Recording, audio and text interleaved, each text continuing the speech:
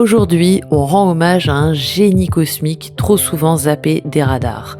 J'ai nommé Rammellzee, l'alien du Bronx qui taguait avec des théories, rappait comme un rituel et sculptait des armures pour affronter le chaos du monde. Subvert. Quand les lettres se rebellent, Rammellzee dégaine son alphabet. Né le 15 décembre 1960 à Far Rockaway, New York, derrière ce nom impossible à épeler se cache un artiste total. Rappeur, plasticien, théoricien et prophète DIY, pour lui, l'alphabet était une arme. Son concept, le Gothic Futurism, une vision dans laquelle les lettres déformées à l'extrême, façon graphe, deviennent des entités de combat prêtes à se libérer de l'oppression linguistique occidentale. Ouais, t'as bien entendu, on parle ici de guérilla typographique. Et c'est pas juste de la poésie.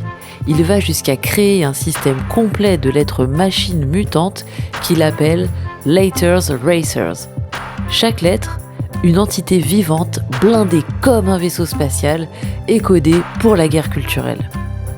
En 1983, il rappe tout ça dans un morceau devenu culte, Beat Bop.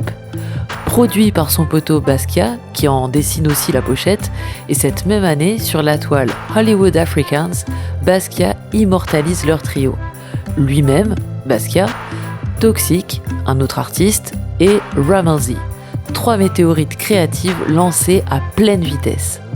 Mais Rammellzee, c'est plus qu'un artiste, c'est une mythologie ambulante. Il dit lui-même que l'Amérique n'avait pas de mythe, alors il en a inventé un. Le Bomberism, version wild style, recyclée des rues et des tunnels du métro. Ces armures folles, fabriquées à partir de détritus de New York, récupérées dans les poubelles pour mieux défier la société du jetable. Chaque pièce est une extension de sa guerre contre la culture infectieuse, cette société humaine perçue comme un virus global. Il vivait reclus dans son Battle Station, un loft intersidéral à New York, transformé en vaisseau steampunk footrack. C'est là qu'il produisait, écrivait, philosophait et testait ses identités. Rammellzee n'était jamais une seule personne. Il enfilait ses armures comme on change de forme, comme un super-héros post-apocalyptique. Ses collabs, il en a fait bien sûr, du streetwear au sommet même. Suprême, Adidas et même une résurgence posthume grâce au regretté Virgil Abloh, le DA de Louis Vuitton et fondateur d'Off-White. Virgil, fan hardcore de Rammellzee depuis l'adolescence, lance son premier projet chez Vuitton avec 3 paires de sneakers collector à créer. L'une d'elles rend hommage au maître galactique en reprenant son œuvre Incantation of the Queen Bee. Les initiales L et V lors de l'expo à Milan en 2021 sont même sculptées façon Later Racers. Et le jour de leur première réunion sur le projet, Abloh débarque avec un hoodie suprême en collab avec Rammellzee. Légende reconnaît légende. Mais malgré son influence énorme sur des artistes comme MF Doom, Cypress Hill, les Beastie Boys, ouais, on se demande encore si Intergalactic c'est pas un clin d'œil cosmique, Rammellzee est mort le 27 juin 2010.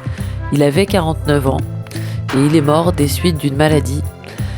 Le plus triste, c'est que son départ s'est fait dans l'indifférence quasi totale du monde de la mode et de l'art. Ironique quand on sait qu'il a redéfini de l'intérieur. Alors ici, dans le cercle du chaos, on n'oublie pas. Rammellzee, c'est le chaos en forme d'alphabet, ou plutôt en forme d'alphabet, comme il aimait le dire. Le hip-hop sous acide, quoi. Le mythe bricolé au cutter. Un maître du désordre codé.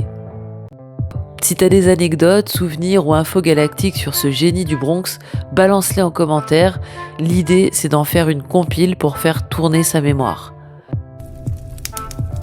À la prochaine secousse et abonne-toi où je viens customiser ton dico avec des lettres armées de poubelles cosmiques.